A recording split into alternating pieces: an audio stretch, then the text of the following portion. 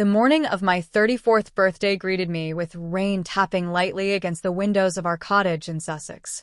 I reached across the bed, expecting to feel James's warmth beside me. But his side was already cold. A faint note lay on the pillow. Off to Surrey for the work retreat. Happy birthday, darling. Let's celebrate when I'm back. Love, James. My heart sank. He'd been distant lately, more tied to work than ever. And now, on my birthday weekend, one he knew meant a lot to me, he had vanished before dawn, choosing corporate bonding over cake and candles. I padded downstairs, barefoot and half awake. The kettle whistled as I stood in the kitchen, staring blankly at the note.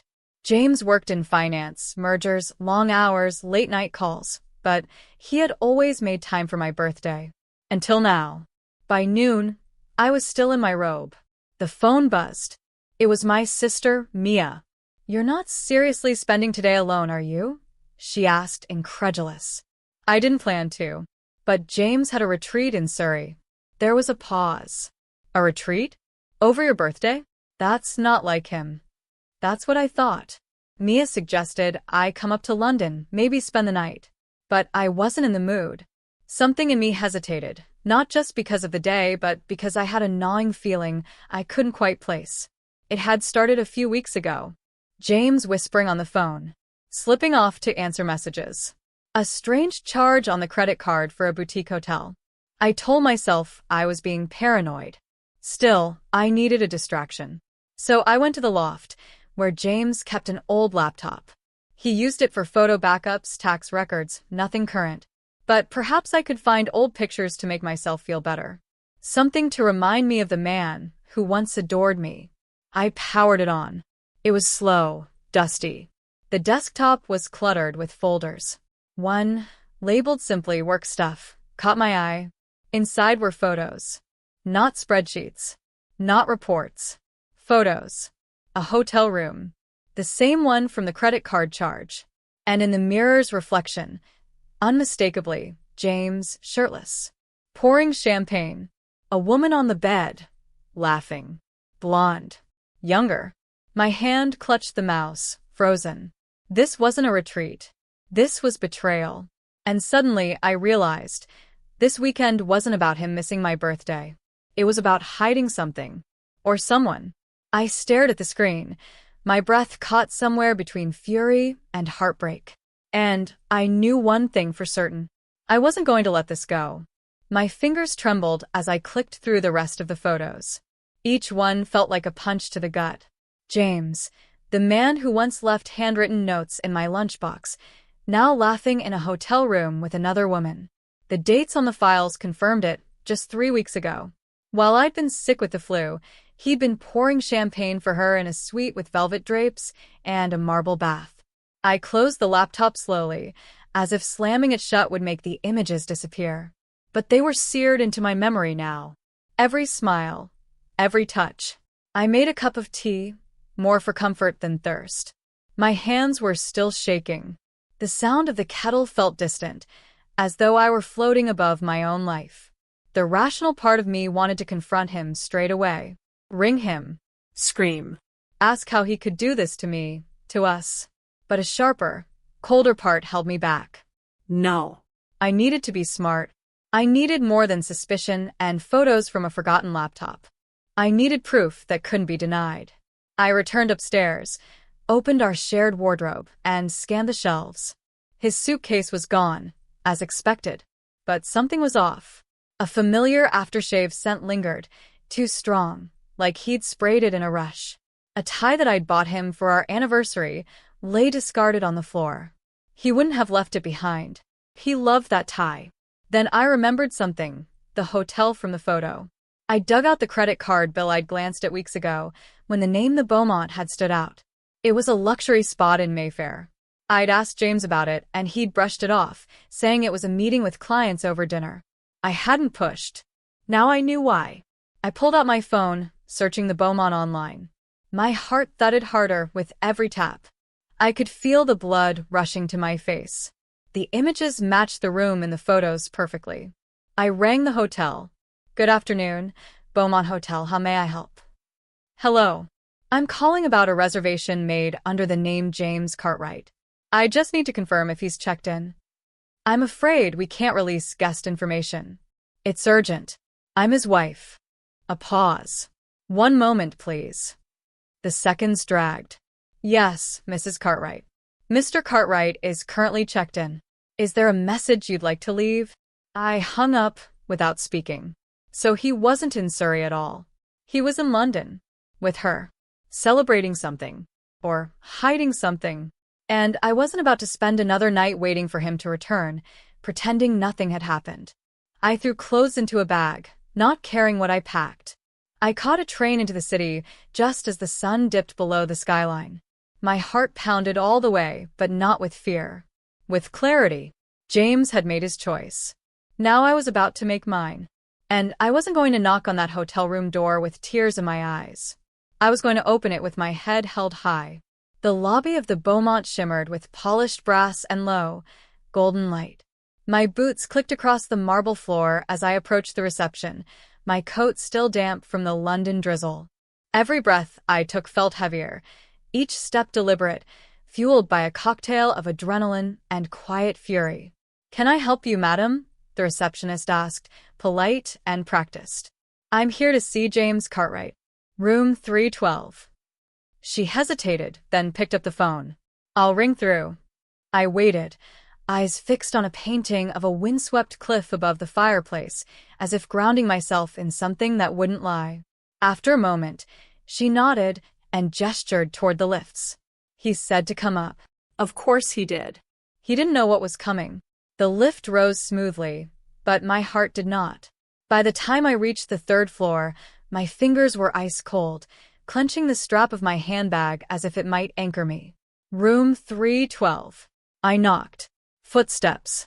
A pause. Then the door opened. James stood in the doorway, shirt slightly unbuttoned, hair still damp from a shower. His face dropped when he saw me. "Grace. What are you?" "Don't lie," I said, pushing past him. The room was warm, softly lit, and smelled faintly of roses and perfume. 2 champagne glasses sat on the table. One still full. I heard a soft gasp and turned. There she was, the woman from the photos. She stood at the far end of the room in a red silk robe, her mouth parting in silent surprise, her eyes darting between me and James. Her hair was dark, pinned loosely, her skin pale and flushed from the heat. "I knew it," I said, my voice eerily calm. All those late meetings, the sudden work trips, the lies. James ran a hand through his hair. "It's not what you think. Don't insult me." The woman stepped forward, clutching the robe tighter. I didn't know he was married. I stared at her. She looked younger than me, fresher. But there was something uncertain in her expression, like she wasn't entirely convinced she was the villain here. She wasn't. Not fully. "No need to explain," I said. "He lies to everyone, apparently." "Grace, please," James said, reaching for me. I stepped back. The sight of his hand made my stomach turn. "I packed your things," I told him. "They're by the door at home. Don't come back." He blinked. "You're not even going to hear me out? You don't deserve to be heard." For a moment, silence fell like dust. He looked smaller now, as if the act of being caught had deflated whatever arrogance had kept him upright. And in that moment, I didn't feel sad. I felt free. I turned to leave, my head high, tears threatening but held back by the sheer force of will. I wouldn't give him the satisfaction. But just as I reached the door, the woman spoke again. "He told me you were ill, that he was only with you out of guilt." I paused. That wasn't just betrayal. That was cruelty. I turned back and faced James one last time. "Enjoy your champagne," I said. "You'll be needing it." Then I walked out. The corridor outside felt cold, but clear. I stepped into the lift and let the doors close without looking back. Let him drown in his lies. I had no intention of staying to pull him out. The days that followed were strange. I returned to the flat in Hampstead and found it too quiet. The absence of James was loud in a different way. No clinking of his coffee cup in the morning, no low hum of his voice on late-night calls.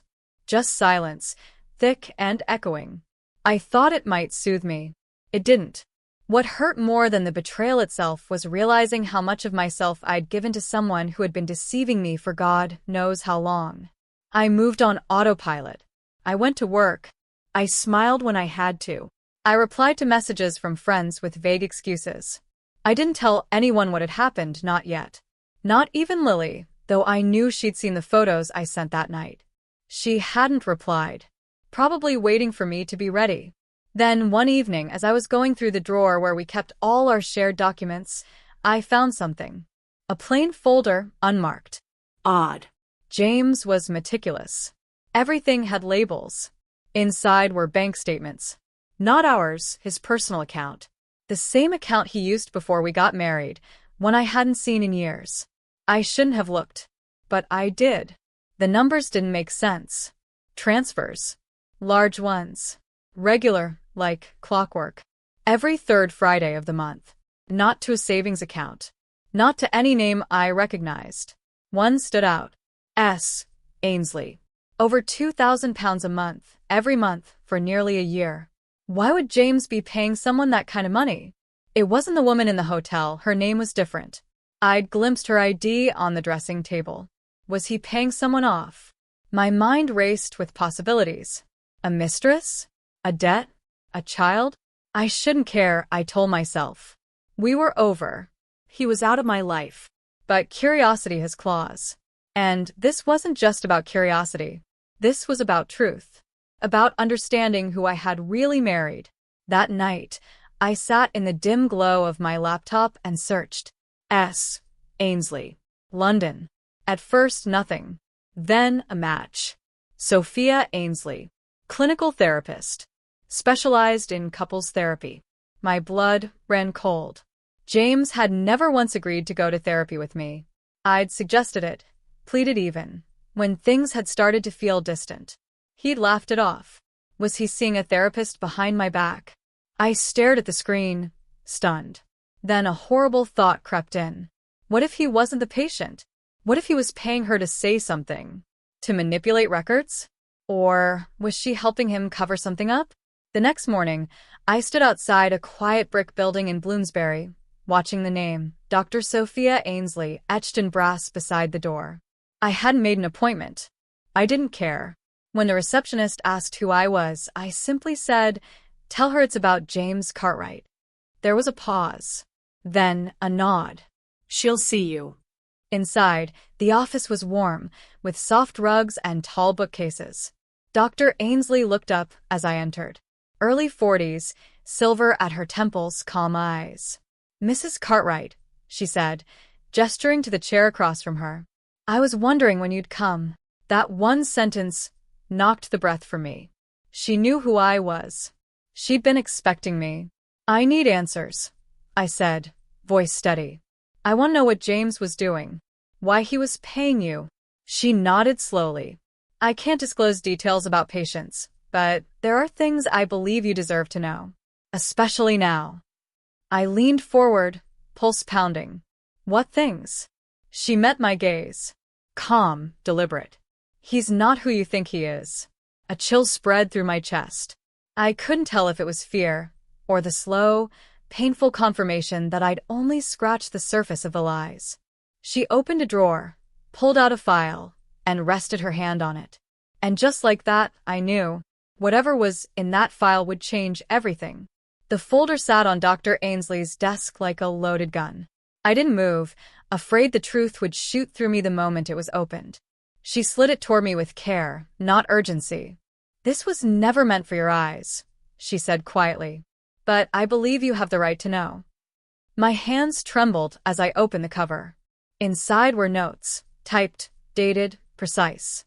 Pages and pages of sessions.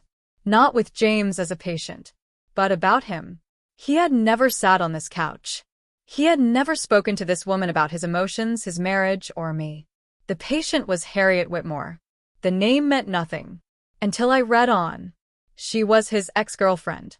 One he'd never mentioned. She had come to Dr. Ainsley claiming James had manipulated her. That he had isolated her from friends and family, made her question her own memory, and drained her savings while convincing her it was for their future. She'd left him years ago. Or so she thought. Because not long after she ended things, she'd started receiving anonymous threats. Her cat disappeared. Her car was keyed. Her clients, she was a freelance designer, began dropping her for no reason. And through it all, she was sure it was James. But she could never prove it. Dr. Ainsley's notes painted a picture of a man who lived two lives, polished and charming in public, calculating and cruel in private. And then came the kicker. In the final page, dated only 3 months ago, Harriet had told Dr. Ainsley she believed James was about to marry someone new. "She's next," the note read. "He's going to do it again. Maybe worse." I stared at the words, the world around me spinning. I was next. I was the next chapter in his twisted pattern. "How do you have all this?" I asked, my voice hoarse. "She gave me permission to keep a record in case anything happened to her," Dr. Ainsley replied. "She feared he'd come after her. She vanished not long after that final session. I haven't heard from her since. The air left my lungs. Do you think he—" She didn't answer. She didn't have to. My mind reeled. James, the man I'd built a life with, the man who'd held my hand when I was sick, laughed with me on holidays, was capable of this? I left the office with the folder in my bag, my fingers gripping it like a lifeline. Back in Hampstead, I locked the door and sat on the floor, surrounded by pieces of a life that was never real. My phone buzzed. A text from an unknown number. "Stop digging." No name. No punctuation. Just those 2 words. I stared at the screen, heart pounding. It couldn't be a coincidence. I wasn't safe. But I wasn't going to stop. Because if Harriet was out there, if she'd survived, she needed to know she wasn't alone. And if James thought I'd be silent, he didn't know me at all. I was going to find her. And I was going to end this. Once and for all. The chill of early morning wrapped around me as I stood at the edge of Hampstead Heath, clutching a thermos of coffee I hadn't touched. The file from Dr. Ainsley's office was tucked under my coat, pressed close to my ribs like a secret that could shatter my world at any moment. I'd barely slept. Instead, I pored over every name mentioned in the notes, every address, every scrap of detail Harriet had shared during her sessions. Most of it was vague. She'd been too frightened to leave a clear trail. But one thing stood out. She used to work at a small studio in Highgate, a garden shop-turned-design firm, the kind of place that prided itself on rustic chic and oat milk lattes. It was my only lead. I found the shop just as the staff were arriving, keys jingling and scarves wrapped tight. Inside, the smell of jasmine and ink filled the air. I approached the woman at the counter. "Hi. I'm looking for someone who used to work here. Harriet Whitmore?" Her polite smile faltered. "Harriet left years ago." "Do you know where she went?" She hesitated. "I'm not supposed to say." I pulled out the folder and gently laid it on the counter, opening it just enough for the name Harriet Whitmore to be visible on the top page. "I think she's in danger. And I might be too." The woman's expression changed. After a long pause, she scribbled something on a notepad and slid it across the counter. She worked from home towards the end. That's the address she used for deliveries. It was in Muswell Hill. I thanked her and left quickly, nerves tight as piano wire. The flat was tucked behind a row of laurel hedges, quiet and gray. No post in the box. Curtains drawn. I knocked. Waited. Nothing. I was about to leave when I noticed the garden gate was open. Something drew me in. The garden was overgrown but peaceful, with a wrought iron bench beneath a crabapple tree. And there, tucked behind the bench, half buried in leaves, was a phone. A burner phone. My pulse raced as I picked it up. It was dead, but something about it felt intentional. Planted. I took it home, cleaned the mud from its casing, and left it charging while I made tea with shaking hands. When it finally powered on, there was only one message. A draft. Never sent. "If you find this, he's watching you too." No name.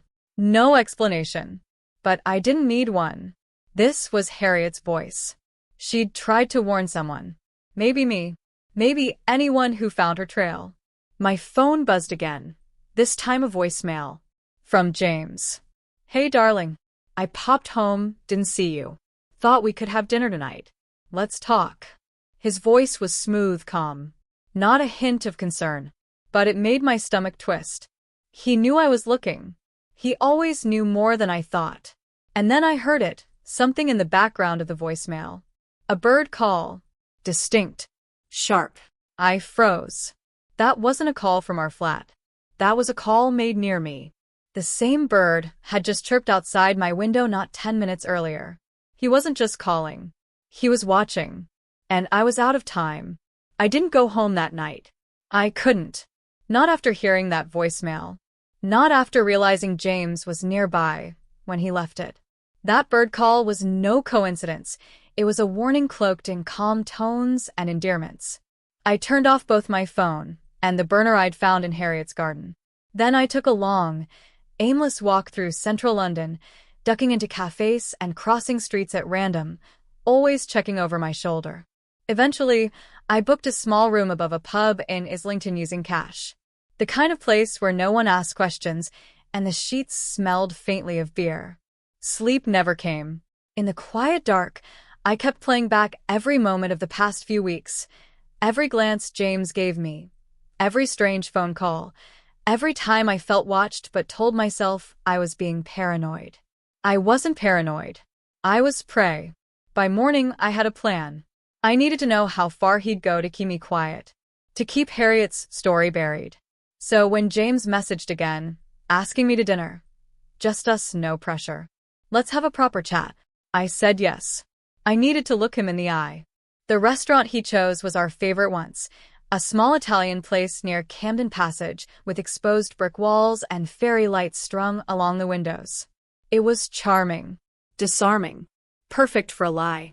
He was already seated when I arrived, casually flipping through a wine menu, a boyish grin spreading across his face, as if nothing had happened. You look beautiful, he said, standing to kiss my cheek. I let him.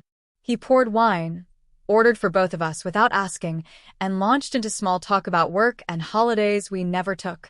It was all very normal. That was the most terrifying part. When the starters arrived, I leaned in slightly. I went to see someone who knew Harriet. His fork paused halfway to his mouth. Oh. She left something behind. For anyone who might go looking. He set the fork down slowly. You've been busy. So have you, apparently. That voicemail you left. Were you nearby? He smiled tightly. You know you used to trust me. I used to think you deserved it. He let out a quiet sigh, then reached into his coat pocket. My heart pounded. But it wasn't a weapon he pulled out. It was a key. He slid it across the table. Come home. We'll talk properly. No games. I'll show you everything. No more secrets. I stared at the key. Something about it felt rehearsed. As if he'd expected this confrontation. Prepared for it. Why now? I asked. Because I can't lose you, he said simply. And because you're getting too close. He caught himself. Too late. My fingers curled tightly around the napkin in my lap. You mean I'm getting close to the truth? A flicker of something dark passed across his eyes. Not anger. Calculation. He leaned forward. There's a lot you don't understand, Grace. Things Harriet never told anyone. She wasn't innocent. Neither are you. We sat in silence, the candle between us flickering in the draft. Then he smiled again, the charming version, the one that had once made me fall for him. Come home, darling. Let's end this madness. But I had already made up my mind. I wouldn't go home with him. Not tonight. Not ever. I slipped the key into my pocket and stood, heart thudding. I'll think about it, I said. Then I walked away without looking back, already planning my next move. Because now I had something he didn't expect. His trust in me? It was gone. But I had his key, and I was going to use it. The key glinted under the moonlight as I stood outside our old flat in Hampstead. My fingers trembled as they hovered near the lock, the metal strangely warm from my pocket. It had been weeks since I last stepped foot inside this place, but it still looked the same from the outside. Neatly trimmed hedges. Clean windows. Curtains drawn. Too perfect. I waited until just past midnight, when I was sure James wouldn't be home. I'd tailed him earlier from a distance. He'd gone into a members-only club near Soho, the type that stayed open until dawn. He wouldn't be back for hours. The lock turned with a soft click. Inside, everything was as I remembered. The hallway smelled faintly of cedarwood polish and cologne. His coat still hung on the rack. My old shoes, ones I hadn't packed, still sat by the door like obedient pets waiting for a walk. The silence pressed in thickly, broken only by the distant tick of the grandfather clock in the sitting room. I crept past the kitchen and into the study, where James kept his documents, his secrets, his second self. The room was immaculate, too immaculate. I started with the desk. Drawers filled with standard bills, tax forms, a few old notebooks. Nothing suspicious at first glance. But then I spotted it, a slim black folder wedged behind a row of hardback books. I pulled it free and flipped it open. There were photographs inside. Surveillance style, grainy. One of me leaving Harriet's house. Another of me speaking with her neighbor, Toby.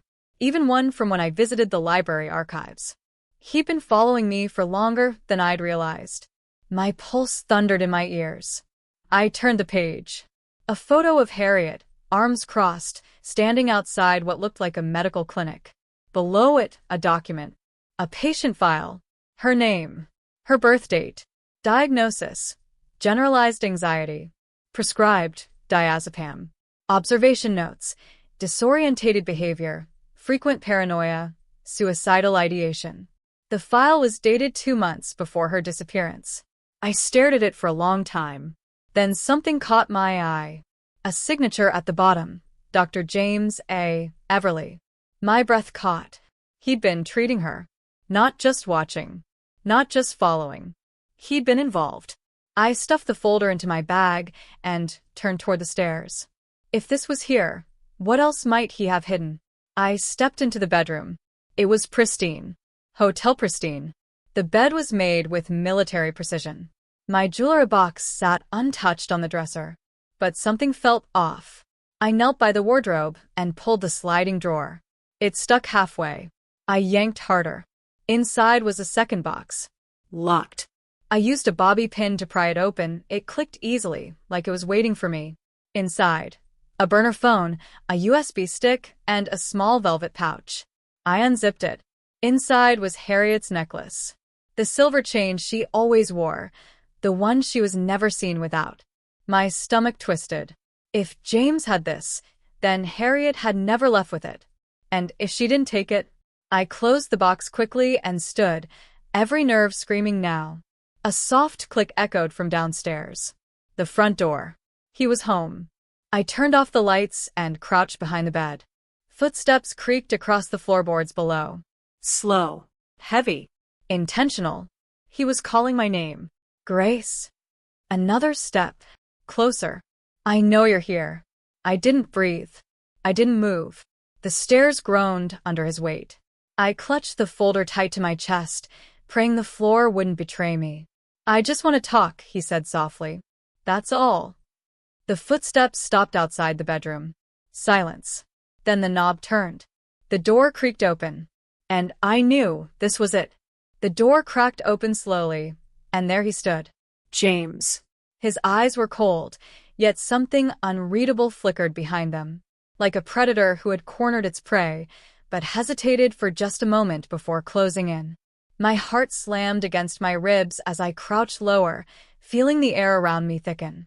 I could hear every small movement he made, the soft sound of his breath, the weight of his shoes against the carpet.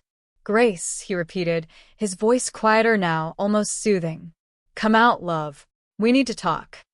I could feel the sweat on the back of my neck, could hear the beat of my pulse in my ears, drowning out everything else.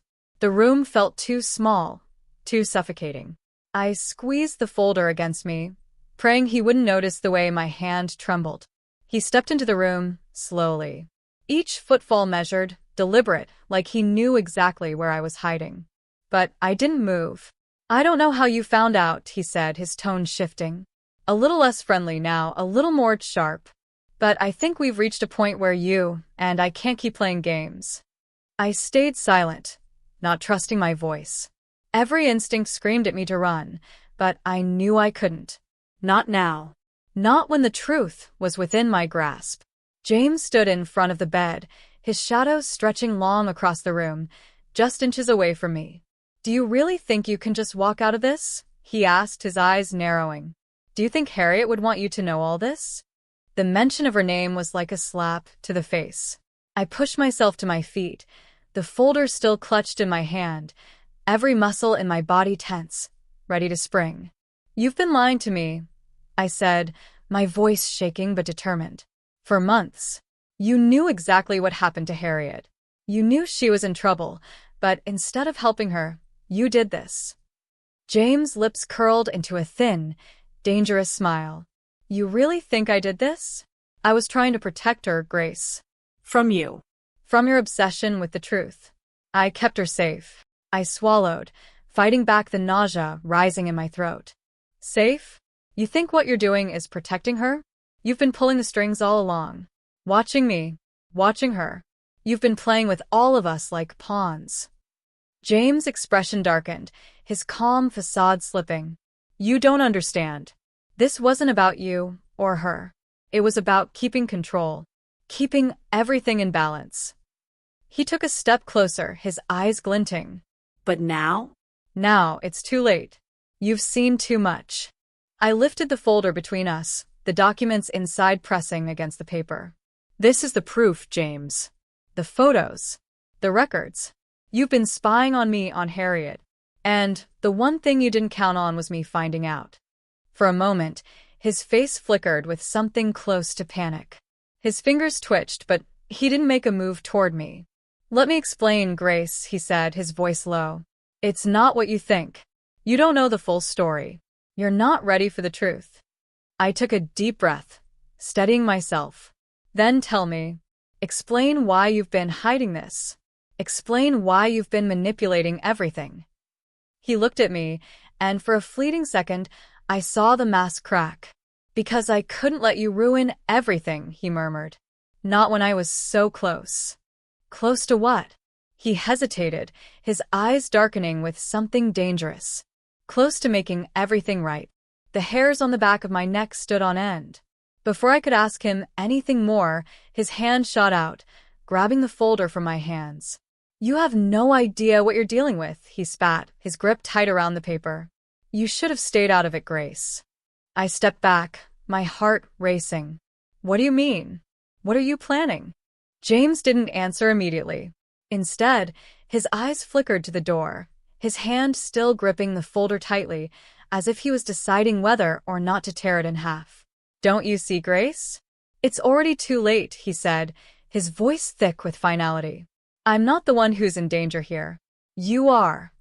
My blood ran cold as I realized the truth. He was willing to go further than I could ever imagine, and that made him far more dangerous than I had ever realized.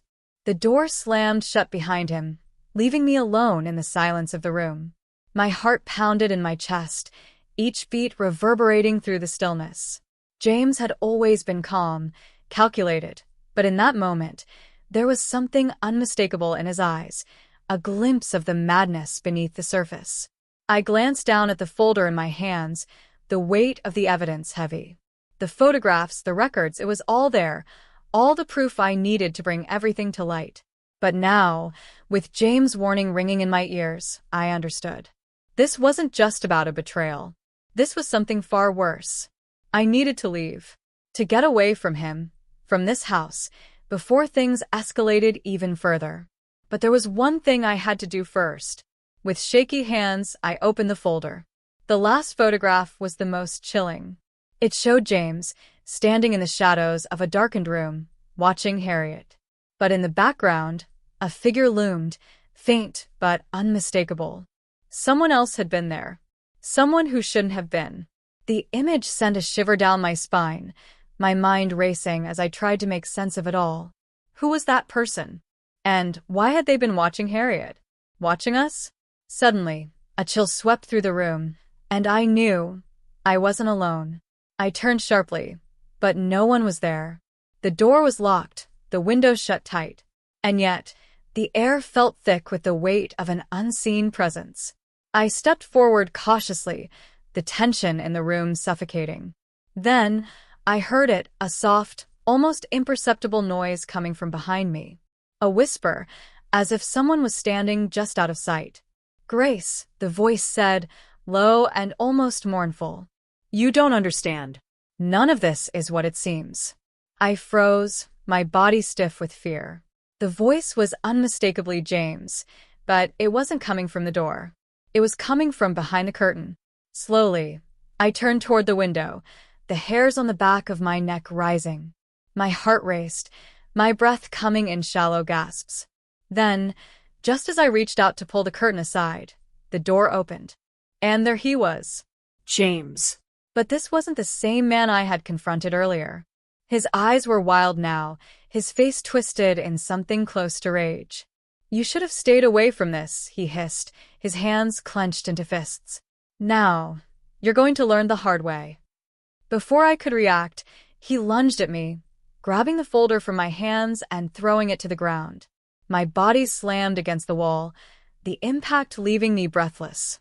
"Why are you doing this?" I gasped, my voice barely a whisper. "What do you want from me?" James' lips curled into a cruel smile. "You're asking the wrong question, Grace. You should be asking yourself why you didn't see it sooner." The words hit me like a punch to the gut, and for the first time, I felt the full weight of his control over everything. Over Harriet, over me. He'd been pulling the strings all along, and now, with everything in place, he was ready to make his final move. I knew then, with absolute certainty, that I had only one choice left. Fight back. With every ounce of strength I could muster, I shoved him away, stumbling backward. The force of the push sent James off balance, and for a brief moment, he lost his grip on me. I reached for the folder, my fingers brushing against the papers as I struggled to regain my footing. But before I could grab it, James was on me again, his grip tight around my arm. "You're not going anywhere," he growled, his breath hot against my skin. "This is the end, Grace. You can't stop me now." I knew he was right. I had been running from the truth for so long, but now there was no escaping it. The web he'd woven around us was tightening, and the consequences of my actions would soon become unavoidable. But as I looked into his eyes, I saw something else. Something that gave me the strength to keep fighting. Fear. James was afraid. Afraid of losing control, of everything unraveling. And that was his weakness. I made my move then, kicking his knee and throwing my weight into a desperate lunge for the door. He stumbled back, momentarily disoriented, but I didn't stop. I ran. The hallway was a blur as I raced down the stairs, my breath coming in ragged gasps. I didn't know where I was going, only that I had to get away. But as I reached the front door, I heard it. A crash. I turned, and my heart stopped. James stood at the top of the stairs, a maniacal grin spreading across his face. "You can't outrun this, Grace," he called down. "You can't escape the truth." I grabbed the doorknob, my fingers shaking as I twisted it open. But before I could step out into the safety of the night, James lunged. And then everything went black.